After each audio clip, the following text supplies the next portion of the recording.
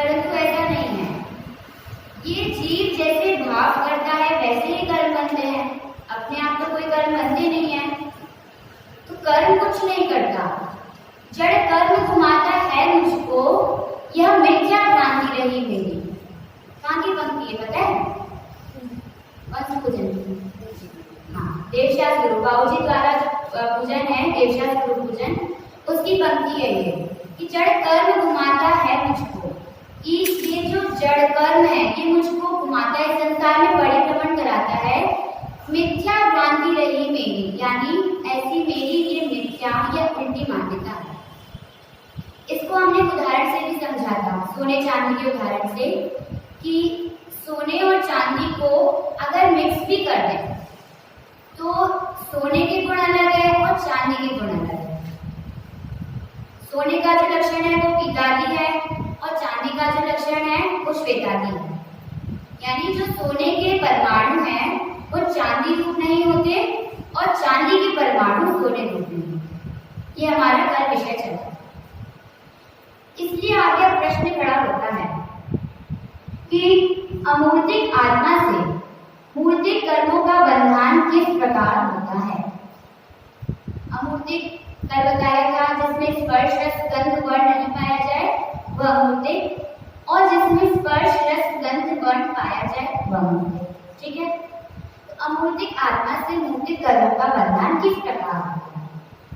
यहाँ प्रश्न है कि मूर्तिक मूर्ति का तो बंधन होना बने, अमूर्तिक मूर्ति का बंधन कैसे हो।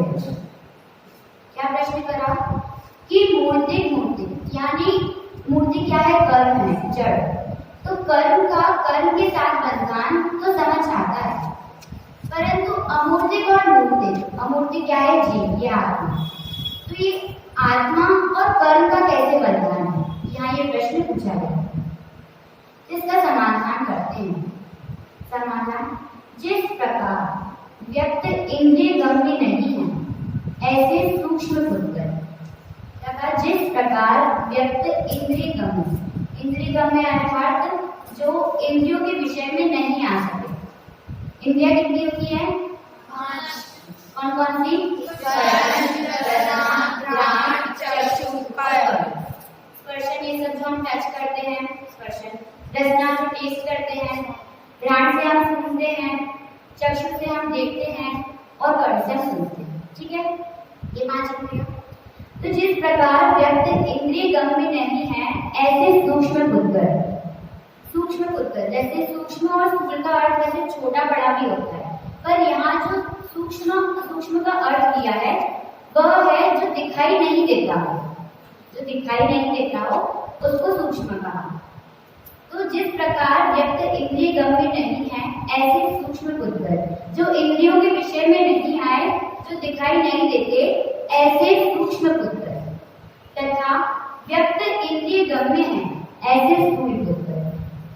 व्यक्त इंद्रिय गम्य यानी अब जो इंद्रियां हैं वो विषय में आ रही है, तो जो इंद्रियों के विषय में आए ऐसे स्थूल पुत्र, स्थूल अर्थात जो दिखाई देता है। ठीक है, एक एग्जाम्पल देखते हैं। जैसे मोबाइल, आपने किसी को अमेरिका में फोन लगाया तो वो रिंग 2 सेकेंड में गई और वहां पे उन्हें पहुंचा। ठीक है, तो वो मोबाइल जो है वो मोबाइल हमें दिख रहा है, पर वो जो मोबाइल का नेटवर्क यहाँ इंडिया से अमेरिका कनेक्ट हुआ वो दिख रहा है? नहीं दिख रहा। तो जो मोबाइल हुआ वो स्थूल हुआ, वो हमें दिख रहा है, और जो मोबाइल के नेटवर्क है जो हमें नहीं दिख रहे वो क्या हुआ? सूक्ष्म। जैसे आपकी मम्मी ने आपकी फेवरेट चीज बनाई स्पेशली आपके लिए, गुलाब जामुन पसंद है किसी को? तो मम्मी ने बनाया और आपको बताया नहीं, और ऐसे एक सरप्राइज के लिए आपके लिए गुलाब जामुन रख दिए और आपको आवाज लगाई, पर ऐसा नहीं बोला कि बेटा आ जा गुलाब जामुन बनाया, तो इतना बोला नीचे आ जा। अब वो तो किसी भी कारण से बुला सकती, डांटने के कारण से बुला सकती थी, तो नीचे बुलाया। उन्होंने बताया नहीं कि स्पेशली उस बालक के लिए वो गुलाब जामुन बनाए गए। अब नीचे आया तो वो मम्मी जो से दिखी, और मम्मी का जो राग था, मम्मी तो दिखी, मम्मी का राग दिखा, मम्मी ने तो वो एक्सप्रेस करा ही नहीं, उन्हें तो बस नीचे बुलाया था। तो जो मम्मी है वो क्या हुई? स्थूल। और जो मम्मी का राग है जो दिखाई नहीं दिया वो क्या हुआ? सूक्ष्म। ठीक है, सूत्रपुत्र तथा व्यक्त इंद्रिय गम्य है, ऐसे स्थूल पुत्र उनका बंधान होना मानते हैं। उसी प्रकार जो इंद्रिय गम्य होने योग्य नहीं, ऐसा अमूर्तिक आत्मा और इंद्रिय गम्य होने योग्य मूर्तिक कर्म। क्या कहा कि जो इंद्रियों के विषय में नहीं आए वो अमूर्तिक, और अमूर्तिक क्या है? आत्मा है। तो जो इंद्रियों के विषय में नहीं आए ऐसा अमूर्तिक आत्मा, और जो इंद्रियों के विषय में आ जाए ऐसा मूर्तिक कर्म। ठीक है, चली गई। इनका भी बंधन होना मानना तथा इस बंधन में कोई किसी को करता तो है नहीं। इस बंधन में इसका क्या अर्थ है? कल हमने एक क्षेत्राव का संबंध पढ़ा था। क्या बताया था? एक क्षेत्राव का संबंध, ये जो जीव और कर्म का संबंध है ये एक क्षेत्राव का संबंध है। इसको तोड़ के समझते हैं। एक क्षेत्र, अवगाह और संबंध। एक अर्थात एक क्षेत्र यानी क्षेत्र, अवगाह यानी स्थान। कैसे पता कि अवगाह यानी स्थान होता है? आकाश द्रव्य का क्या लक्षण है? वो जीवों को रोकने, मतलब यहाँ पे रुकने के लिए स्थान देता है। अवगाहन, अवगाहन हेतु तो उसका गुण होता है ना? यहाँ पे भी अवगाहन है। तो अवगाहन अर्थात स्थान देना। एक क्षेत्रावगाह संबंध यानी जो एक क्षेत्र में रहकर भी भिन्न भिन्न रहे। जीव और कर्म उनका नाभि से संबंध है, वो एक साथ हैं परंतु दोनों भिन्न भिन्न हैं। जीव का स्वभाव चेतन में है, कर्म का स्वभाव चेतन में नहीं है, इत्यादि अनेक लक्षण हैं। एक क्षेत्रावगाह में और एग्जाम्पल जैसे दूध और पानी। दूध और पानी को हमने मिक्स कर दिया तो क्या मिक्स हो गए? क्योंकि जो दूध के परमाणु हैं वो पानी रूप नहीं होते और पानी के जो परमाणु हैं वो दूध रूप नहीं होते। एक द्रव्य दूसरे द्रव्य का कुछ करता है? नहीं करता। ठीक है, ऐसे ही सोना मृत्तिका का उदाहरण ग्रंथ में आया है, भूषण प्रकाशक में आया है। मृत्तिका क्या होता है? मिट्टी, यानी सोने और मिट्टी का उदाहरण। तो जब सोना निकाला जाता है तो साथ में मिट्टी भी आती है। अब भले ही मिट्टी उसके साथ है, एक क्षेत्र में है, परंतु दोनों के परमाणु अलग अलग है। यानी सोने के कोई परमाणु मिट्टी रूप नहीं है और मिट्टी के कोई परमाणु सोने रूप नहीं है। आप तो दाल चावल खाते हो? अच्छे लगते हैं? तो दाल चावल को कैसे खाते हो? दाल अलग और चावल अलग करके मिक्स करके खाते हो? मिक्स हो जाते हैं वो? नहीं होते। आप लोग आज मिक्स तो करते चम्मच से रोज, भोजन चावल में करते तो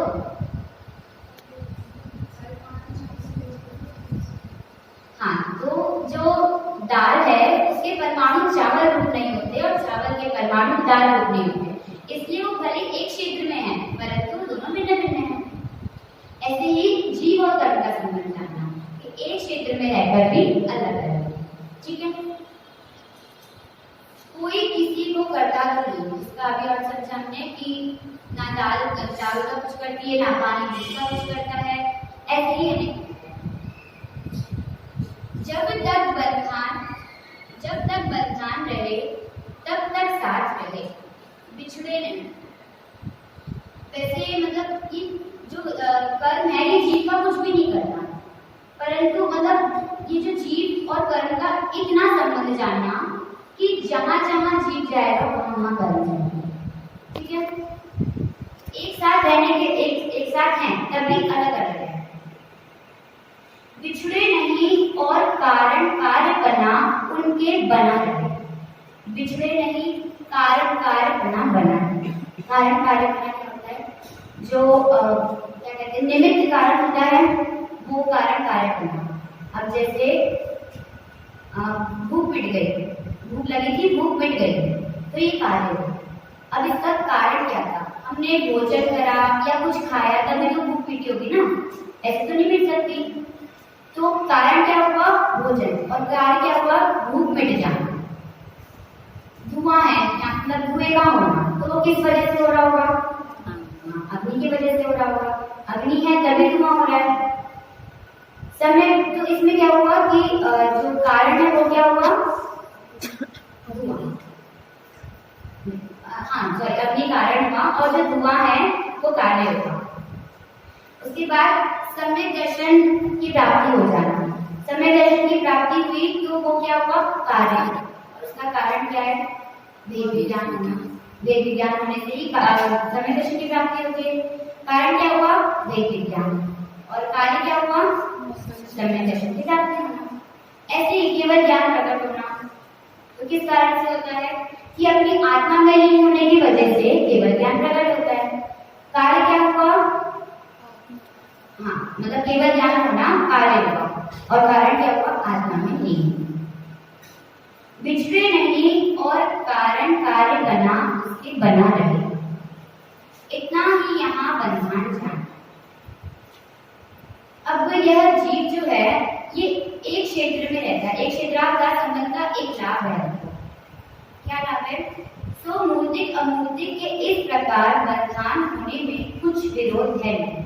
क्या बताने, जैसे अब ये कर्म है, ये एक क्षेत्राकार संबंध में है, यानी ये हमसे छूट भी सकते हैं, हमेशा नहीं है, ये हमसे छूट भी सकते हैं। कैसे छूट सकते हैं कि अगर हम अपनी आत्मा को त्यागें और मोक्ष मार्ग की प्राप्ति करें तो कर्म अपने आप छूट जाएंगे, है ना। एक बार क्या होता है कि जीव और कर्म की लड़ाई हो जाती है, बहुत भयंकर लड़ाई हो जाती है, तो वो दोनों ना कोर्ट में चले जाते हैं, और कोर्ट में चले जाते हैं तो वहां जाके जीव ना जज से कहता है कि ये जो कर्म है ये मुझे हमेशा दुख देते हैं, हमेशा कर्म दुख देते हैं, देते हैं। तो जीव के जैसे भाव होते हैं उसी प्रकार तो कर्म बनते हैं। तो जज ने, जीव ने जज से क्या बोला कि जो कर्म है कि हमेशा मुझे दुख देता रहता है। तो जज ने कर्म से पूछा कि भाई क्या बात है, तुम इसको क्यों दुख देते हो। तो कर्म ने तीन बातें बोली, ध्यान से सुनो। पहली बात कि बिना बुलाए आते हैं, जीव के जैसे परिणाम होते वैसे कर्म बनते हैं, अब किसी ने बुलाया तो नहीं कर्म को, बिना बुलाए आते नहीं, पहला पॉइंट। दूसरा पॉइंट कि जितनी देर के लिए बुलाए उतनी देर के लिए आते हैं। अगर हम ये मोक्ष मार्ग की प्राप्ति के लिए सब कुछ छूट जाएगा तो कर्म भी चल जाएंगे। दूसरा पॉइंट क्या बोला, जितनी देर के लिए बुलाते हैं उतनी देर के लिए आते हैं। पहला पॉइंट क्या था, बिना बुलाए आते हैं। दूसरा, जितनी देर के लिए बुलाते हैं उतनी देर के लिए आते हैं। और तीसरा पॉइंट बोला कि अगर यह जीव पूरा खाली कर देता है, अगर यह जीव पूरा खाली कर देता है तो दोबारा आते हैं। अगर मोक्ष मार्ग की प्राप्ति होगी तो वापस आएंगे नहीं। ठीक है, तीसरा पॉइंट क्या बोला, अगर यह जीव पूरा खाली कर देता है। इसी प्रकार यहाँ पे मूर्तिक और अमूर्तिक का बंधन इन्होंने कहा। इस प्रकार जैसे एक जीव को अनादि कर्म संबंध कहा, उसी प्रकार भिन्न भिन्न अनंत जीवों को जानना। अगर यह जीव मोक्ष की प्राप्ति करता है, अपने आत्मा में लीन हो जाता है, तो इसके सारे कर्म छूट जाएंगे। यानी मूर्ति का बंधन, तो जो शिष्य का प्रश्न था कि मूर्ति का बंधन तो समझ आ गया, और अमूर्ति का बंधन कैसा था वो समझ आया। अभी पढ़ाया पूरा समझ आ गया। आज के लिए इतना ही, आगे का विषय हम करेंगे।